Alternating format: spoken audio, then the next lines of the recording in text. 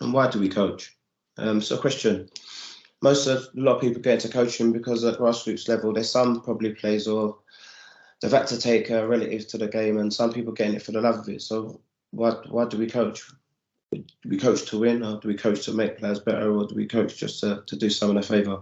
So all of these things, whatever we do, we've got to consider probably some elements. And first, why do we coach, and the things we should probably be looking at when we do coach. If you move on, please, Andrew.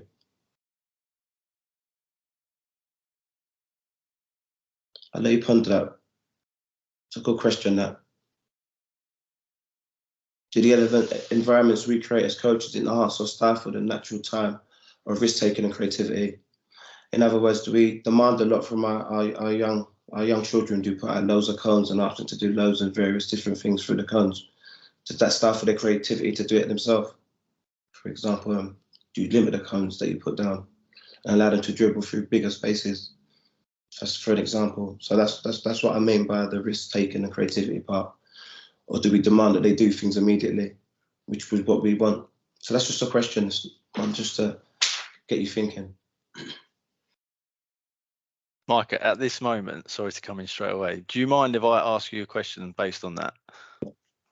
So in terms of your role, obviously with older youth players moving into like open age adult game, do you find that they're willing to take risks in the environment you're in? Yes, if they feel it's an environment they can trust. So then it becomes about your approach as a coach and how you encourage them to take risks. And when they do take risks, do you reward them? Do you tell them, do you congratulate them? So that's important, how you praise them for what they do. So if they are taking risks, you praise them for taking risks within the limit, and then you trying to encourage them where and how and where they should really take risks, if that makes sense. But the first thing is you encourage them to make mistakes, you encourage them to take risks, especially at younger ages, when they're young, under 12s especially. At that kind of range, you would encourage them to be creative in their thought process and how they do things in a particular position, regardless if they're playing right back.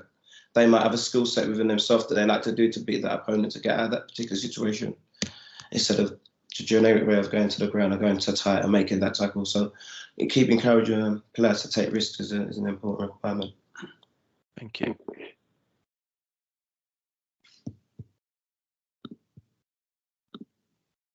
So this is what I'll talk about, some considerations. These are just opinions and considerations to take in when you're probably coaching young people, your approach. I just spoke about encouragement. I just touched on that with Andrew. Are you inclusive? Do you work on more players of all abilities, regardless what levels they are? Because obviously some players will be better than others. And do you create a safer environment? We just touched on mistakes, and that's important, removing the fear of making mistakes. Allow players to develop social and psychological skills to be able to make mistakes and knowing if they're making correct decisions or not. So they're just some things to really consider. Your approach is very important, your body language, how you listen to what they're doing and what they're saying. So these are just things to consider when you're coaching young people.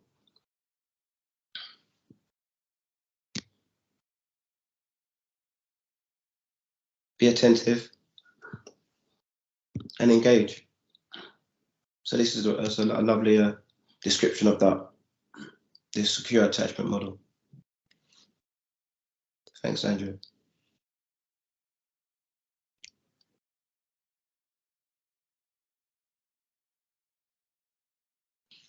Again, I thought this touches on your body language, being free, being relaxed in your body language, making them feel welcome to come in.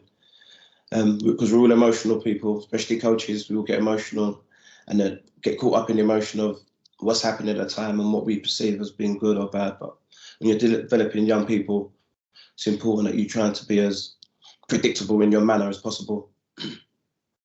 So it becomes a stress-free environment.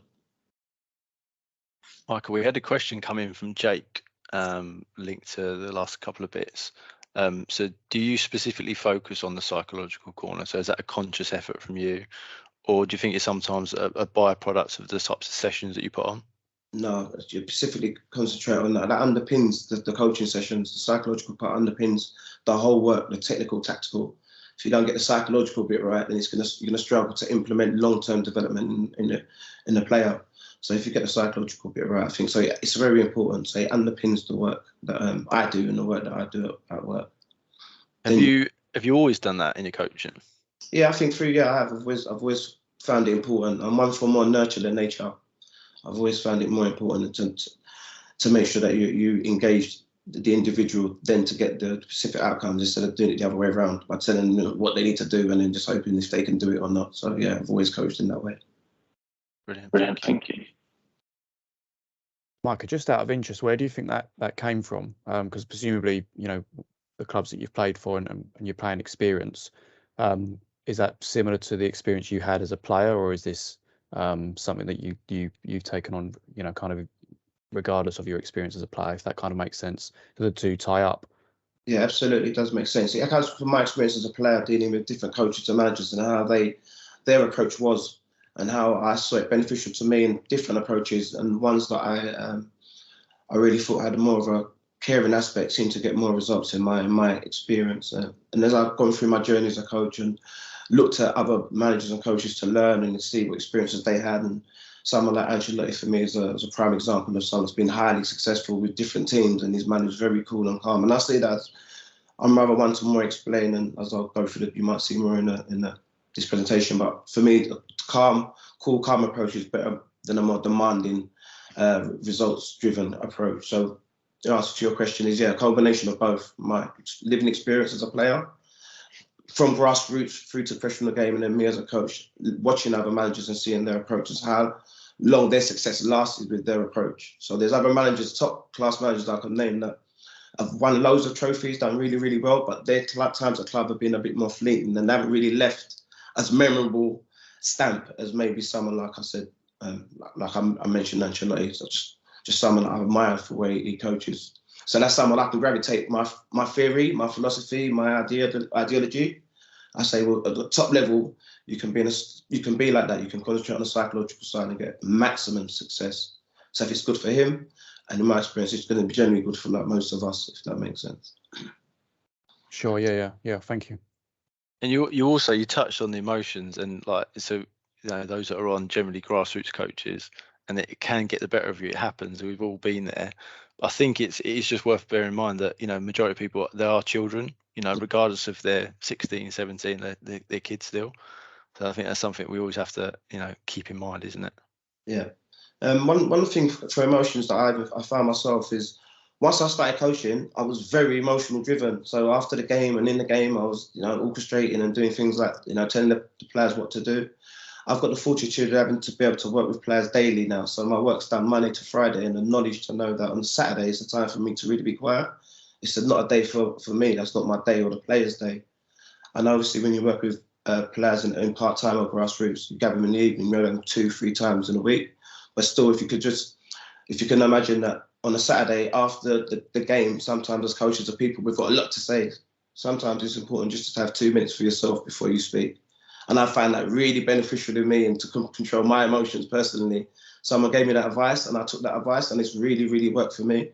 So after games, I don't speak really. I just give them 2 minutes. I step back. I don't go straight into them, getting together. Come on then, boys. They're emotionally spent as well. The players themselves, regardless of their age, from 8 upwards, once they've competed and played the game and run around, they've got their own emotions or process. It's important that they get to collect them. So that's one good way I found myself that I use to control emotions. And you can then transfer that into training.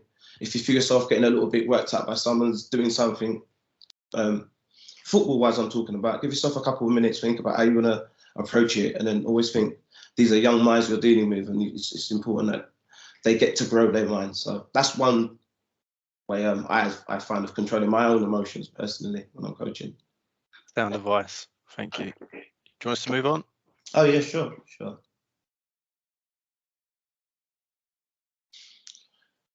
So like I said, we all want to be coaches. We spoke a little bit about the environment. So then what do we do? How do we implement that in our daily work with the players, or our evening work with the players, or whenever we've got contact with the players?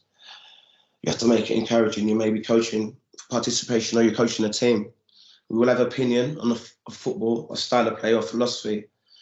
It's important as coaches that you try and identify what is yours. So what is your identity as a coach? I have my own identity, what I like and what I would like, how my players to develop in the kind of football I would like to see play. And we've all got that opinion, and there is no wrong or right. So this is not me preaching at all by saying this is what you should do. This is just, as a coach, you should try identifying yourself as what do I like? You might like the ball in behind quickly. You might like the ball up to the number 9. You might want to play through the thirds. You might want the ball to go wide. You might want the ball to go centrally. So if you've got an idea, then it might help shape how you want to develop the players that's in your care. So that's just a question. So if you're happy to move on, Andrew. So have you got a football philosophy? I'm sure we'll have. Within that, these are other important elements you might want to consider in your philosophy when you want to develop your philosophy and how you want the game to be played in your eyes. So do you encourage decision making? Or are you firm and just tell them exactly what you want to do? Do you treat players as individuals? So do you build sessions for individual needs as well and not generic? So do you treat players and respect what they bring to the party, what they're good at? Do you work on them strengths? When you're building your sessions, do you have a full process about individual needs instead of putting on a nice session that may look good or might please you as a coach? It runs smoothly and there's a 7 aside and there was 4 people outside for way too long, but it runs smoothly and stuff like that. Are you thinking about individual needs? So that's something that's important when you're building your sessions. How long do you have people standing on the outside? How long do you do passing drills where people are just standing around? So these are what I mean by individual needs. So it hasn't got to be, you have to cater for one person's personality and a different player's personality. It's just catering for all their needs so they're all getting enough game time or contact on the ball. If that's what you're looking for, which in my philosophy, that's what I'm looking for. That's what I mean by individual needs, and making sure that everyone's not got a cold or everyone's feeling fine. It's not that deep as far as looking at individual needs. It's just about the session building we're talking about now. Do you praise individuals highly when they do well, regardless of their ability? So some players are going to work on different things. Do you praise them every time they do something well? Do you praise them when they're trying to do something well and make mistakes? Again, that's important.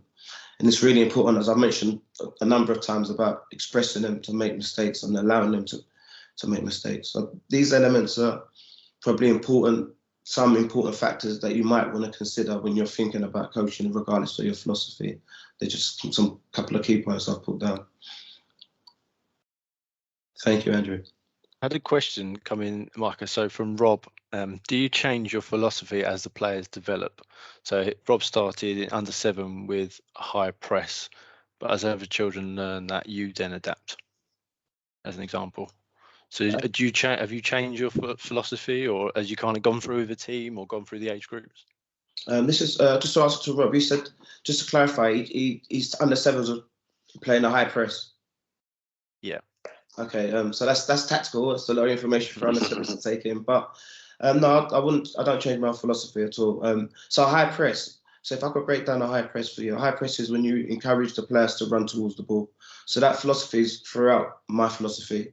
So my under 18s or the under 23s, if I'm taking, that's what they have to do. If I'm teaching a 7-year-old, as you are teaching your 7-year-old to do a high press, that's still the same information. So to answer your question, no, the philosophy doesn't change. I wouldn't want my 7-year-olds or 8-year-olds. I wouldn't encourage them to, if I want them to go win the ball, to stay off and jockey and hold back. It would be, you have to go towards the ball. You have to win the ball. You have to tackle. So to answer the question, the philosophy doesn't change. The only thing that will change is probably the language. So and how you communicate. So with a 7-year-old, obviously, when you're talking to a 7-year-old, it's going to be a different communication as I would with a 13-year-old or 14-year-old, for example. But the demands and what I'm asking them to do would be aligned to my philosophy. They would be encouraged to go to the ball. So no, to answer your question, Rob, the philosophy doesn't change. No. Thank you for that. He's also, so Matt's just shared some of his experience. So he's made the point, quite rightly, in Grassroots, some of us get an hour a week with the children, and they said that he struggled to build an hour session to fit everyone's needs, which is always a challenge. But rather than knee jerking from week to week, he tries to stick to like a 4 to 6 week program. And I guess that's something you'll be familiar with in your environment as well, Micah. Yeah, that's a pretty good strategy. If it can become a bit generic. That's the only downside of a 4 to 6 week program. It becomes a little bit generic, the program. But the idea of you structuring your sessions and how you're doing it is a good idea for sure. But with the hours, when you've got contact with players for an hour, I would presume, or I believe that it would be important that you get as much out of that hour. And I don't mean information input. I'm talking about contact with the ball, contact and stuff like that, the movements. But structuring your time and your sessions for 6 week blocks is fine, as long as that it's allowed to be adaptable within that. You have to be flexible within that 6 weeks, so you're not being too generically repetitive. You want to be repetitive, yes, but you don't want to be generically repetitive where you're doing the same thing, but not really maximizing individual needs at the same time. So, for example, how you could change that. So if you're doing a possession session, you don't have the same people in the middle all the time. You might have the ones that need to touch the ball more than the stronger players that are good on the ball. So that's one way I mean by being flexible and adaptable within your session. Just making sure that you're within that 6 weeks, you're looking to make sure that you can give everybody the maximum touches of the ball and gain time and so forth. Thank you for that. They're all coming in now. There's a couple I'm going to say. So Jamie, your question, I'm going to make a note of that one because I think we can come back to that. Just one final one from Brendan on this section. It says, "Evening, Micah. When delivering a session, do you work to a ball rolling time for, say, an hour session?" So the ball rolling time is good. It's good that we're aware of that. To start to talk about that a lot on the courses and stuff. The ball rolling time is ensuring that you don't stop and talk as much as one would like or should talk. So ball rolling time is basically just letting, if you've got an hour session, you really want 45 minutes ball rolling time. So that's a ratio. 15 minutes of maybe making sure you sat up before, but 15 minutes of maybe stopping and talking to the lads. But a lot of the talking you want to be doing really is in a drive-by when you're just walking past and encouraging Adam or John or Paul or Sarah what they need to do. 15 minutes is the most you really want of the ball not rolling. The rest of the time you want the ball rolling for 45 minutes. Hour and a half, you want at least an hour. If you're talking an hour and a half, you want an hour 30 minutes of ball rolling. So yeah, it's ensuring that they get enough time. So I hope that answered your question. I think you got thinking now. So Lawrence and I are going to have a work cut out to come back to some of these. So we'll have a little look at that. I'll move it on for you if you like, Micah. Yeah. So we just said that, just reinforcing a message that I think are quite important. And also going back to this, also alludes to the ball rolling time. If you stop everything they do, it stops the ball rolling time. So you allow them to make mistakes, allow them to correct their mistakes, let the ball roll. Don't stop it if they make mistakes. Tell them to continue because they're getting their mistakes out, they're learning, and the ball is still rolling.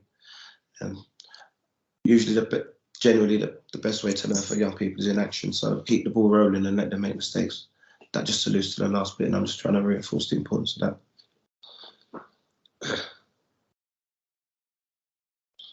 So my philosophy, I think you quite get it, but it's to encourage and coach and develop players to be dominant on the ball and understand the most important element is to be able to receive and control and pass the ball, instill and control possession with players, understanding movement, encouraging them to make creative obvious angles, and encouraging them to be willing to receive the ball all over the pitch.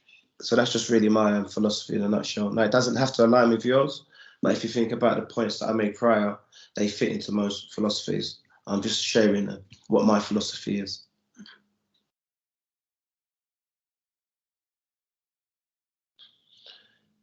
So you want to stay on the ball, Mark? This is just in detail. This is just my philosophy in a little bit more detail. Stripped down, but just in a little bit. I won't read it. I mean, just to see what I'm looking at. You look at someone like John Stones, who's a centre half, who I think is one of the most outstanding centre halves in our country. Just because he can control the ball and pass the ball and can defend, I think it's much more powerful to have someone that can do that as a defender than just defend. So we encourage our defenders to be able to manipulate and pass the ball. And then you look at someone like Modric, who is a ball player. So these are the kind of great players that I admire. And within my club, we're looking to produce players that can play with the ability like your Modric, your Phil Fodens, and so on and so forth. So that's just an identity it's easy for our players to understand when we talk about particular players. And we don't try and put them like they're out of reach. We try and say this is attainable. This is the outcomes we're trying to look for when we're looking for particular kind of players. Mike, I think now would be a good time, if you don't mind, just to pick up on a question from Jamie Smith. He says, "Evening, Mike. In your professional environment, do you give players ownership of choosing topics for your sessions? So he feels the players thrive with this, and it builds trust and relationships amongst the players. It's great for the social corner." Yes, it is. It's in our environment we do. Not so often. It's not something that's set in stone, but it's engaging with the players. So there's numerous times I'll ask the players, what should we do next, or what do you want to do? Because that's important. That, again, so that builds the social side corner. So yes, that's spot on. Getting ownership from the players to decide what they want to do is very, very important. you have to be careful because sometimes, and not sometimes, but most of the times, players just want to play games, and it's important that you tap into that. It's important that you tap into that. When players want to play games, the ball's rolling, they get to make their own decisions. So they'll either want to do shooting or they'll either want to play a game generally. So it's important you tap into that. And if they see you tap into that, they'll be a lot more infused to take on information from yourself. So that's key that's a good point and key for learning. Micah, just a question on a further question on philosophy. So Jake's just asked, how do you or how would you adapt your philosophy with your club's philosophy if the two didn't align? That's a good question. I think that's when the coaching badges come in and stuff. Yeah. So if at our club, so I'll just give you a quick break. At our club, the academy philosophy is different from the first team philosophy. So at academy, they always have one particular philosophy to create players that can play in different positions and control the ball. Because as you know, in first team, managers change. So our first team might come and want to play 4-4-2. So if you keep changing your philosophy of your academy to align it with the first team, you're forever changing the philosophy of the academy. You're forever changing your process in player development. How I would go from changing my philosophy to align with maybe the first team manager's philosophy is in just that. My philosophy is, or our philosophy is for players to be able to create the ball, understand the game, and to play in particular positions. For example, if we play 4-3-3, our midfielders should be able to play in the 2 because we don't encourage them to play as an 8, a 4, or a 10, if that makes sense. We encourage them to all to play as 8s. Therefore, they should be able to do both sides. So in our philosophy, we rotate the number 10 position. The 10 might wear a 4 and the 4 might wear an 8. The 7 and 11 that play outside and the number 9 that play the middle. 7 and 11 have to learn. We have to encourage them how to play inside the pitch and outside the pitch. So that if they do go into the first team manager, can look at Johnny and say, yes, we love Johnny. Johnny can play in the 4-4-2 because they've seen him play in the 4-4-2 in his development. So that's how we try to adapt our philosophy or my philosophy to fit into someone else's philosophy. The only way it's unadaptable is if they want to play a completely different, if they don't want to play with the ball, if they choose to play without the ball, then you're hoping that the player that we're developing or that I'm developing understands that and has the connective thought process to play the kind of game they're asking. But that is how we change our philosophy to fit into someone else's, because you can't exactly change it, if that makes sense. You can only hope the player understands what they're being asked to do within that formation. I hope that makes sense. Thanks, Micah. Yeah, I think that makes sense. Jake, if any follow-ups, feel free to populate the box. Just as an extension to that, if you don't mind, Micah, with the players, have you had in the kind of the academy setup, have you had examples where the player themselves has been uncomfortable or perhaps, refused to play in a certain area and it had to be, you've kind of had to use kind of some of your leadership skills and influencing skills to kind of bring that back around? The younger players, yes, definitely. So the younger players, I'll say probably under 14s, definitely. The coaches have had to explain to them a rationale why they want them to play. If they're midfielder, going to play as a centre back, for example, or if they're midfielder, going to play as a full back. So I think with the younger ones, it's ensuring that you educate them, but also the parents, so they understand as well. Because if they're both sides are on the same page, it makes it easier. With the older boys, the only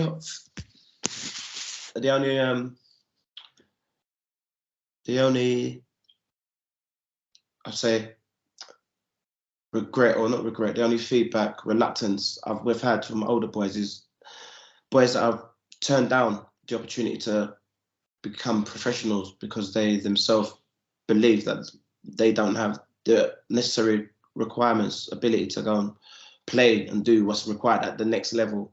So they themselves, but these are intelligent boys that they've been treated well, and they've come to the conclusion that they may be better off a different program or doing something else. But they're the only. So again, they're positive because we're offering people contracts, and they're deciding, well, no, I think I'd rather go to America or I'd rather do something else, because they've probably found that they're maybe pushing themselves to the limit to meet the technical requirements. So they're the two I've seen. So one kind of extreme to another kind of extreme, but they're the only ones that I've seen. But I haven't seen any of the boys that are actually in the system that are between 18s, 16s have any problem taking on the information, because it's all playing with the ball. So they all seem to enjoy it. Thank you for that. I suppose the fact that they're making those quite big decisions shows that they're mature and they've been through an education process as well. Absolutely. That exactly. I couldn't have said it no clearer, because we have an holistic approach with through their education. We've got player care, because they're mature enough, and we've given them enough opportunities to do other things and open their eyes to the world, and not just football, which is important. Again, this comes down to treating players as individuals and not generically. This comes back down to the whole thing of understanding players and giving them opportunities and talking to them about other things that they might find interesting, and not just football, for them to have the comfort of being able to, safety of saying, you know what, I'm going to try something else, thanks, but I'm going to try something else. So Andrew, that's the most important thing in our development, is trying to empower individuals. That's the key, because not everyone can become a professional footballer, but we can try and help them grow as humans. So that's really, really important. So that's a positive for us, really, to be honest, and then case studies that we had. Brilliant, thank you.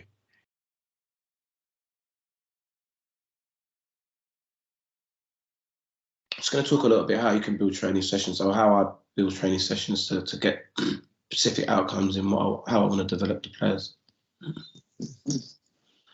So in your sessions, just a couple of things to think about your sessions. Consistent in delivery. Sessions should be designed so players are not standing around for too long, which I mentioned earlier. Depending on the level of the player, they should be relevant to the style and the game, realistic. Again, I kind of alluded about games and playing games with goals and points and encouraging them kind of competitive edges, and players like that, young players like that, regardless. So think about how you can encourage things like that without it being about the actual scoring of the game. Just keep it game realistic. Make a possession directional, so they're going to one point or another point. So it's game related. That's what I mean by game realistic, instead of just a possession. High intensity and challenging. It's always good to encourage decision making and to reach positive outcomes. Depending on what age group, if relevant, depending on what age group they are. I know Summer's giving their tactical information that's under 7s, which is great. Instilling technical and tactical information at a relevant time. Always give the technical information. Always get them doing the technical stuff, but the tactical information can probably come later on as they get older and more competent and stronger in their technical side and enjoy the game a bit more. And then the tactical information should really come later on. This is so they have the initiative to learn and operate with freedom to make positive mistakes. We spoke about the manner. My manner, I like to live in a calm way when communicating and interacting with players. I find it much more productive to reach immediate outcomes by talking, listening, and explain to the players what they are doing and why. So they understand the theory, so they can then go on practice to practical. I found coaches, I've watched coaches put sessions on and tell the players to do certain things and not really watch what the players are doing. So the players failing before they're actually getting a detail of how to actually do what they're being asked. It hasn't been explained correctly, or hasn't been explained long enough for them to understand what they're doing. So you can then know when to praise and when to correct. So they then put the session and then let the player just continue to do the same thing over and over and over, and then move on to the next thing. So that's what I mean about watching and talking and interacting in a way to get immediate outcomes. That is what I mean by, because I don't believe it takes that long to get immediate outcomes. It doesn't take months and months and months to see development. It doesn't. It's just probably the information and how you interact with the players. If you want a player to pass it side foot, show him how to pass it side foot, encourage him or her how to pass it side foot, and then watch. Then when they do a good one, praise, brilliant. If they do not too bad, try not to use the word unlucky, but we don't use the word unlucky at our place because it's not really, it's a comforting word more than a development word. So we don't really use the word unlucky. If they made a mistake, kind of accept it. So don't be unlucky, just accept it. It's okay, that's how you develop. It's all right. It's normal to make mistakes. So this is the focus on how the session, my sessions and our sessions are kind of built around. That is the focus, being consistent, making sure there's plenty of technical information. Tactical information comes later down the line, depending on the age group. It's got to be delivered in a calm way, and the theory has to be explained so that you can then guide the practical and they understand. If there's no questions on that, then move forward. So I think this is possibly the last slide. This is a nutshell really in what I kind of spoke at, just covered it. Training environment and coaching should be fun, challenging and educational. When you're obliged to do something, you do it badly. When you enjoy something, you do it with more conviction, but also more creativity. And my philosophy and how I like to see young players play with loads of creativity to do things. So I think that just wraps it up, I think, guys. If there's any questions on what we saw, more than welcome. But I hope I kind of went through it in a kind of way that everyone could kind of grab something out of it. Thank you, Mike. I really appreciate it. I think we're going to have some questions, so I'll give people a bit of time to type or to kind of get thinking. Did have a couple come in during that last piece. So first of all, from Jamie, he asked if you integrate any futsal within your club training. The younger players do. From the under 10s, I believe they play futsal. I was previously at Dagenham and Redbridge, and we had a big futsal program on. And so futsal's a good thing. So again, it's an opportunity for the boys to play a different kind of game. Any sport that the kids play is good anyway, whether it's cricket, basketball. So it's just another sport which is always productive. And yeah, so the under 10s do it, but we don't really seem to do it. The older boys going under 10 upwards. Thank you. Lawrence, did you have one to? Yeah, so I was just going to go back to Jamie's earlier question, which I think is the same Jamie, actually. It is, yeah. So Jamie asked just a little bit earlier, so in your professional environment, do you give players ownership when setting up and choosing topics for your sessions? Because Jamie feels that players thrive with this and it builds trust and relationships, and it's really good for the social corner. Is it something that you use as a professional academy coach? So in terms of ownership for their sessions or designing their sessions, I suppose. Yeah, we do.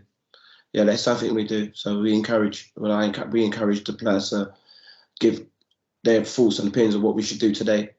And then after once they do that, we kind of structure it around that. So if they want to play a game, they always say they want to play a game. So generally we play a game, but they always want to do finishing or play a game. So even if that's something you want to do, it's always a good way to ask them what they want to do, but really that's what you want to do. So yeah, giving players the ownership is always a good thing.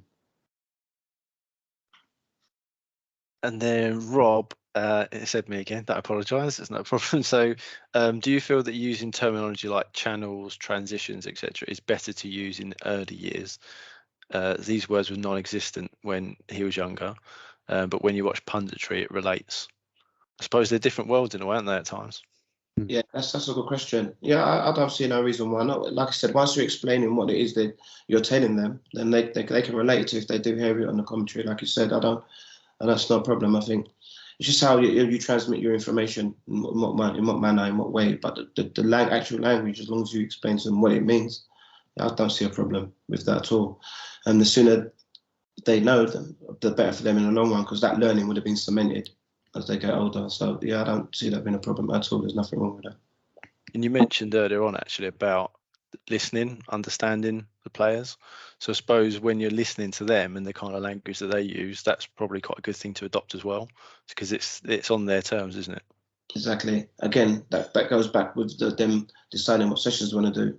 So as a coach, you should be really listening what they enjoyed, why they're doing a session, what do they took out of the session, what language are they using with the session, because the youngsters say things at training that I haven't heard of, and I have to ask them, what does that mean? And that's a new thing that they're saying on as kids talk about when they're watching Match of the Day and stuff. They say, wow, what, he did this and he did that. And sometimes you have to also tap into their language as well as engaging them, giving them your language. So yeah, listening is very, very important so that you can help them grow and yourself.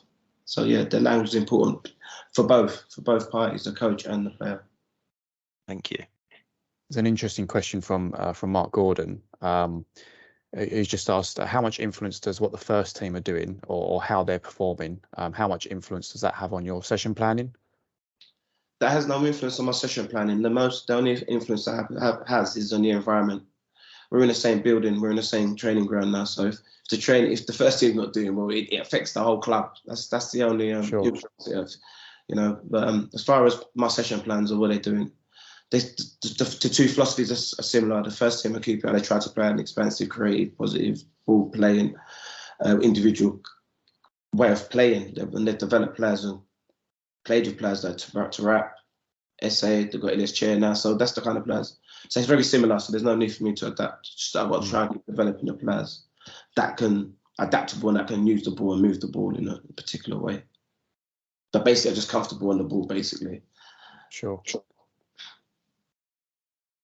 Do you mind if I just pick up on one that I thought about earlier? So you mentioned kind of other staff members, and that sort of, I suppose, wrap around holistic approach that you have, and it's a unique position in that setup to have those people, player care. How much interaction do you have as staff around individuals? Brilliant. Every day. So we have a meeting every day. to discuss the individuals, how they feel, who's every day. So we go through the individual players every single day before, and then that obviously goes to decide what kind of session plan I'm doing. And then we've got the sports science that will come and tell us how much minutes they need to train for. So we have a meeting every day. You've got the sports science, the psychologist will be there, the medical team will be there, myself will be there, and we all discuss. So it's like a multidisciplinary meeting, we'll call it, an MDT meeting. So we have that every day. Brilliant, thank you.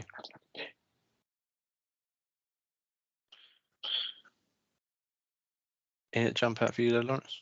Yeah, so I'm just finding one which Jake has kindly got involved in answering as well, which is a good Brilliant. answer. So Andy has asked, do you have any techniques to get individual players out of their shell and not play within themselves? Praise and encouragement, of course, but anything else. So I'd imagine a lot of that would relate to the environment that you create. But yeah, just in terms of helping players to come out of their shells and maybe be a bit more not play within themselves is what Andy's asking. Yeah, and so you can do that by the practicality of the session that you build. So, for example, if I could give you an idea of what we do or what I do before each session. So if you just think about, you've got 14 players, for example, you divide them into twos. So they're in pairs now, and you've got one ball. So to get a player out of his shell and get him more engaged and more, involved or just being more confident, you can do basic drills. So this player gets to work with another player. But what also helps, if you get them if you make a circle of players with 7 balls on the outside and you've got 7 players in the middle, and then you tell the players to go to each to an individual and perform a technique. So it could just be a side foot, and then maybe go somewhere else to another player and do the technique. So you've got stationary players on the outside with the ball, and you've got players in the middle moving, doing a technique and then moving and doing a technique and moving. This straight away gets them out of their shell. This is just a basic thing that we do. It's basic. It's before every single session, and we call this just technique. So that's a way that you can encourage players to come out of the shell, because that player that's a bit fearful of that left foot, side foot, doesn't want to do it in the game because everyone's watching. But no, everyone's watching now. So you're getting him to do this on his own. He's thinking about doing it for himself. You're getting him to engage to do it. Don't worry, it's all right. Don't worry if he dropped it. Just keep practicing. Don't worry. Brilliant, you got better. They naturally get better. Then once they have success doing it, they naturally grow. Once you get that element out of them, so they understand that you're not testing them. This is not a test. You're not watching them. You're to encourage them to get the technique right, and then you change the techniques. Maybe go laces, and go somewhere else. At the same time, you're still developing the high technical players as well, because they're getting their touches. They're still encouraging. You're still developing their touches because they're technical. They're already confident. They already believe they've got good technique. But sometimes that also goes against them when you start doing it controlled like this, because they realize, oh, my technique will be a bit better. And look, I thought I was better than him, but he started to execute his passes a bit better. It becomes, you get the players out. So that's just one technique that I use, because it's hard to sit down to a player and say, I think you should do more of this and you need to be more confident. It's very hard to get them to be confident when you talk to them like that. It's extremely hard. As much as your willingness and or your positivity, you really want them to come out of their show. It's hard when you just tell a player the player just looks at you sometimes. But if you get him acting and performing and doing stuff, and he realizes no one's watching me, and no one can see if I drop this ball there, and then he understands that, it becomes a powerful tool. So that's just one way I find of getting players to come out of their show and do more and embrace it and make mistakes, but get better, develop. So that's one tool I think is really, really good in what we do. I think a lot of that comes down to empowerment, doesn't it, Micah, in terms of empowering the players and allowing them to kind of have that freedom, as opposed to, like you say, maybe just being told, be more confident, doesn't always work. So there's another couple of questions that we have in here, just picking out a couple. So I don't know if we'll have time to go through all of these. So James Bennett has just asked, how do you deal with players that are perhaps not in the starting 11 and maybe aren't getting as much game time? So I suppose those that perhaps not maybe towards the top of the pack or maybe not thriving.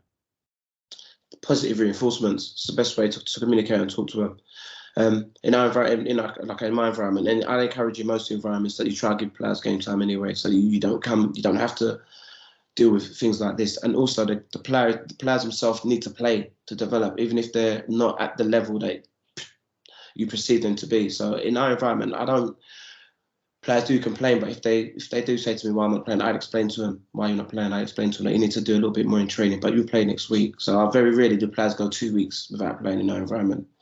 One, you need to be able to give them the opportunity to fail, and one, you need to give the opportunity to succeed. So not playing doesn't either. It leaves them in a state of frustration and limbo.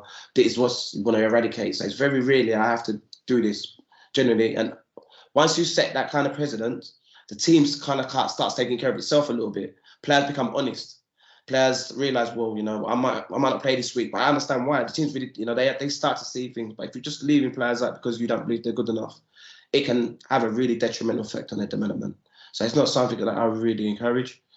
Even if the players at a certain level, as long as you praise them in a week, give them the right encouragement. When it comes to Saturday, give them the opportunity to go and try their skills, give them the opportunity to make mistakes, give them the opportunity to succeed and have fun. Otherwise, what are we playing for? So we have to be careful about having these conversations. It's something that I don't really adhere to or believe should be happening with players under 18. To be honest with you, players should be getting to under 18s.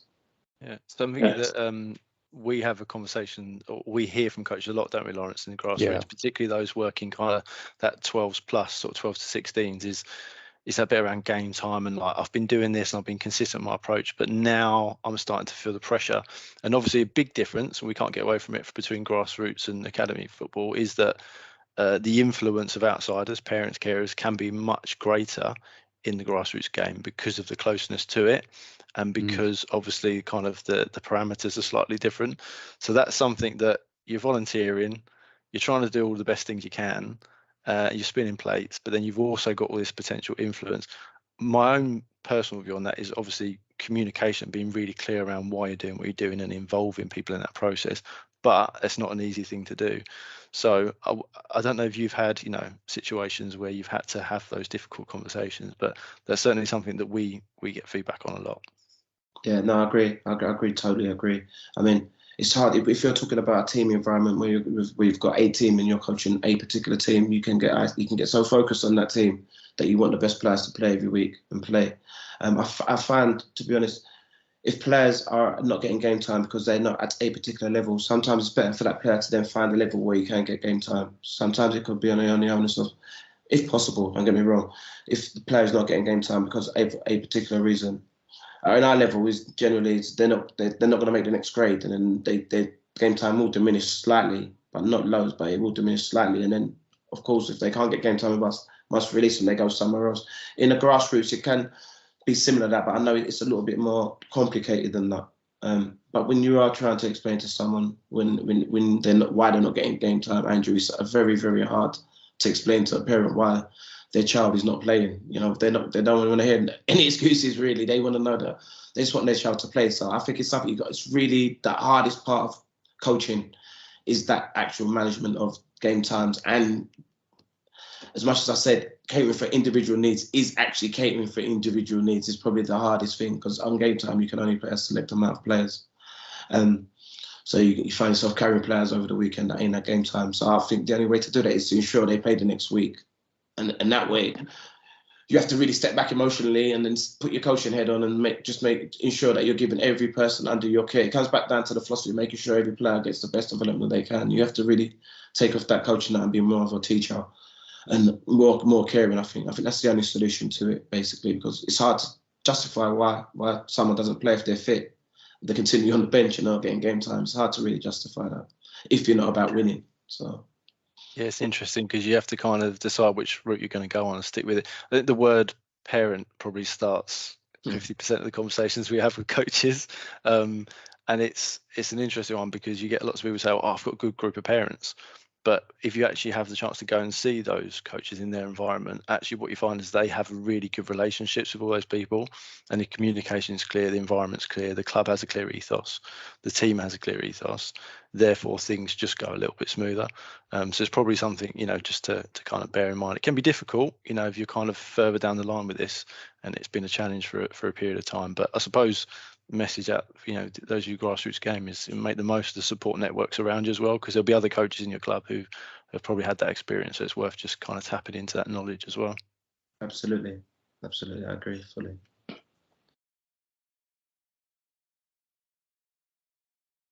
I think Lawrence, there is. Yeah, sorry, I think there is a. There's one more question. If there are any that I've missed, I don't know if Andy, if you just want to have a little scroll and see what you can see. But I believe this is the last one. So we do have a question. Is breaking down training sessions into positional and specific training exercises a good way of player development long term? For example, getting the defenders to work together on specifics, etc. So yeah, around training sessions into positional and specific training exercises. Is that a good way for long-term player development? Yeah, it is. Depending on what age they are, of course. Yeah, if you're talking 16 plus, depending on every year, it is, of course. It's a team game ultimately, isn't it? So if you understand your role, then to become better, you need to understand other people's roles within your unit that's in front of you. So yes, definitely a very important aspect of development as you go through the development blocks, regardless of where you are. You can't develop a player to be very good to play at a certain level if he doesn't understand his role and the person's role next to him. You're limiting to play at a certain level, and that probably just be part of football. So you do eventually want to start encouraging them to understand other positions and play within their units and get distances and movements and timing. Yeah, so the skilled coach, the better skilled coach becomes, you'd understand that and start hopefully implementing that in his training. Just in terms of positions, Micah, that players play. I mean, say at QPR, I mean, how many positions would a player generally, kind of take on? So, for example, would they play perhaps a left back and a left midfield position, or maybe even more? How many positions would they generally take on? And then when does that begin to narrow a focus to maybe for the first team, for example? Generally, a player at our club, when they come into the building, there's a strength. They're good at something. So dribbling, striking of the ball, good finisher, holds it up well. So they generally come with a strength. So what you're trying to do, you're trying to encourage that strength to be better in other areas of the pitch. So we've got a left winger that likes to dribble a lot, but he doesn't understand maybe his art of just defending. So under 14, they will move about so they can understand different roles of the game. It comes back down to the understanding to people's different roles, so they can appreciate people's different roles, so they fulfill their own role. But once you get to 14, in our academy, once you get to start 14, 15, their position should be cemented now through focus on him being a left winger. But he's played the left back position before when he was under 12 for a half a season or maybe a season or two, for just that development of understanding what's key for him to get better when in his position going forward. But they wouldn't move all over the pitch. We wouldn't put a left winger, or someone plays left wing and right back. You probably just drop into maybe midfield so he can move the ball quicker. So we might put a left winger into midfield just so he moves the ball quicker. So that helps him when he goes into the left wing position, decision making, if that makes sense. Or we might put a centre half right back so he gets his foot patterns quicker, moving quicker, so he gets that up and down. So they generally moved around in areas of the pitch they play in. But they won't move across the pitch, if that makes sense, into a completely alien. Sure. Centre back into a centre forward position. They wouldn't do that.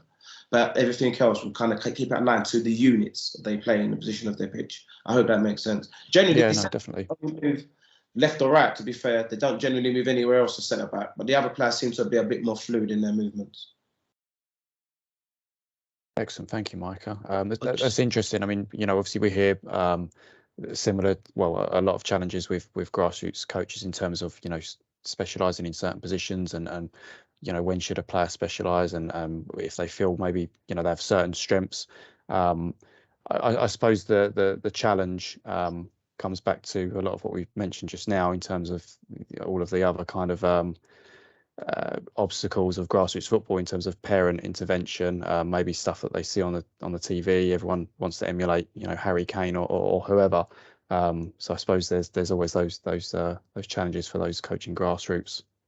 Yeah, Lawrence, back to that. You see, that's nothing. If you don't, so if you've got someone that's under 7 that wants to play left back, and all you keep him, you don't let him go forward, and he only plays as a left back, he's probably going to be limited in what he can do as a young person. He's not going to be able the skill sets to make mistakes in higher positions. You got to let that left back sometimes encourage him. Maybe go left wing or go into midfield. He might have a different quality completely. So I think it's important that you let young players move around. When they're young ages, because the result shouldn't be the ultimate thing. That's important that you encourage that with them and they get to move around. Just because they might have different skill sets, be good at something else and be capable of doing both.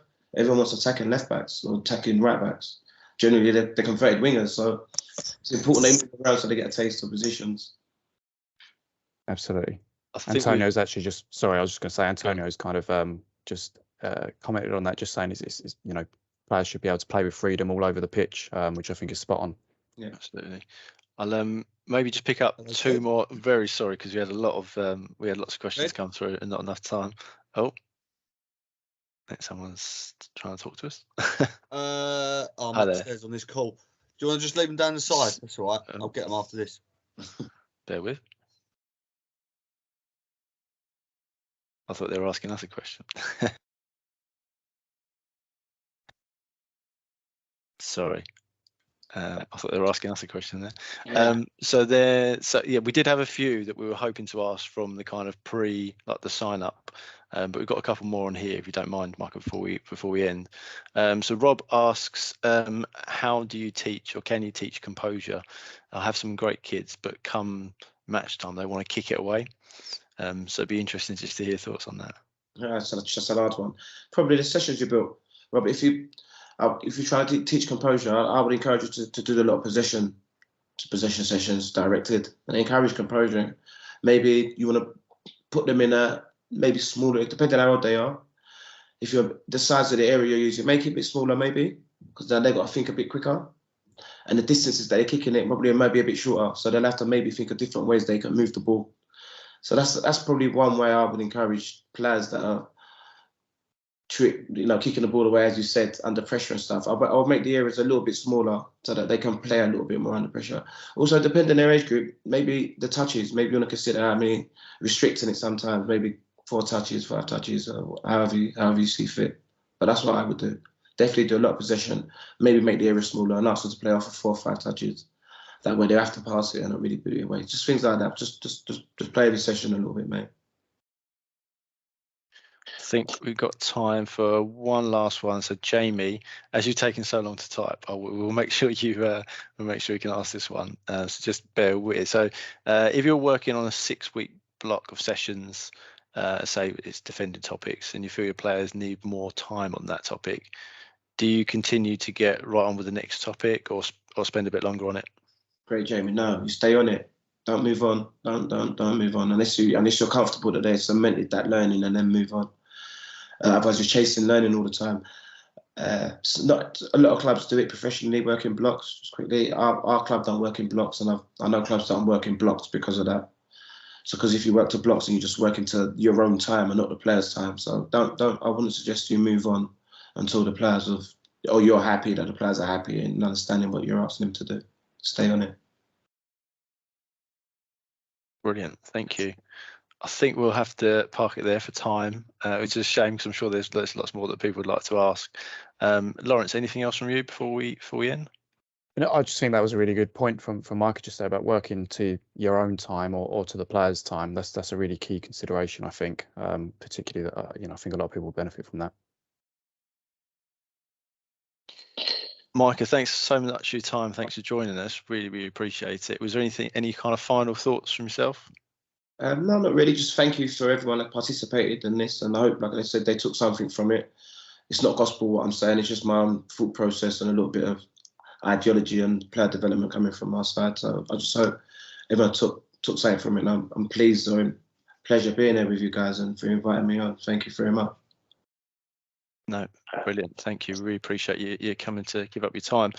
Just to end with, obviously you can see it there on the screen anyway, but I just want to thank everyone for everything you do for grassroots football. I think the majority of you are Essex based, so we really appreciate all the time that you give to the game, and for many of you, for the young people that you're coaching. We will have several face-to-face events and other online sessions between now and the end of this season, so keep an eye out on the website and various social media channels.